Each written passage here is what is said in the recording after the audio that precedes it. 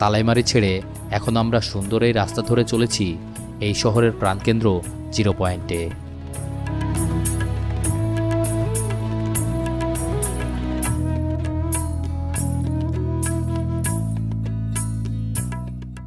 রাস্তার সৌন্দর্য আর এই শহরের রাতের সৌন্দর্য কেমন হতে পারে তা সবারই জানতে ইচ্ছা করবে, এটাই স্বাভাবিক।